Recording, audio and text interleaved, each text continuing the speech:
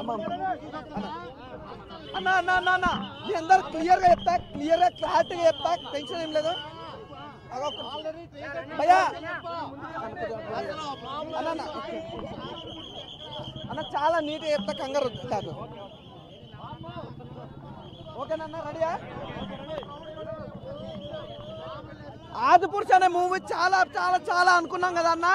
నిజంగా హనుమాన్ మూవీ చాలా ఇంకా వేరే లెవెల్ అన్న, చాలా చాలా బాగుంది. వండర్ఫుల్ మూవీ నిజంగా. ఆ గ్రాఫిక్స్ లెవెల్ కానీ, హీరో యాక్టింగ్ అంటే చిన్నప్పుడే చూసిన తన యాక్టింగ్ కానీ, యాక్టింగ్ అయితే అమ్మ మొగుడు అనిపించడం చాలా బాగుంది.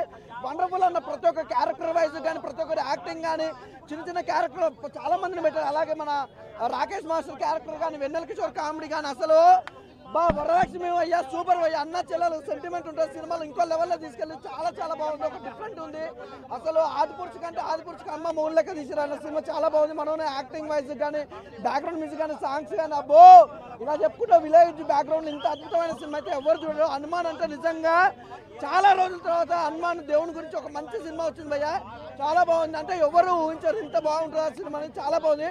పార్ట్ 2 కోసం వెయిటింగ్. కానీ మెయిన్ నిజంగా ఆ లొకేషన్స్ కానీ, ఆ గ్రాఫిక్స్ లెవెల్ కానీ, హీరో పర్ఫార్మెన్స్ అన్న సూపర్ అసలు నిజంగా. అలాగే హీరోయిన్ సపోర్టింగ్ రోల్ కానీ చాలా బాగుంది. విలన్ కానీ మనోడు అంతా చేసినా కూడా వెన్నెల కిషోర్ అయితే అదే తీసుకొచ్చిన అన్న సినిమాలో. ఈజ్ మెయిన్ క్యారెక్టర్ వెన్నెల కిషోర్, చాలా బాగుంది. ఆ హీరో గారి పర్ఫార్మెన్స్ గురించి చెప్పాల్సిన అవసరం లేదు, ఇంకా వేరే లెవెల్ అనమాట. ఒకటే భయ్యా సినిమా మాత్రం చాలా డిఫరెంట్గా ఉంది. ఈ మధ్యకాలంలో హనుమాన్ క్యారెక్టర్ అంటే ఇప్పుడు ఆదిపురుషు సినిమా చూసినాం. ఆదిపురుషు సినిమాలో హనుమాన్ క్యారెక్టర్ కంటే ఇందులో హనుమాన్ క్యారెక్టర్ అయితే వైరే మామూలుగా లేనా, ఇంకా క్రేజీగా. సినిమా గురించి చెప్పాల్సిన అవసరం చాలా బాగుంది. నేనైతే పార్ట్ 2 కోసం వెయిటింగ్ భయ్యా.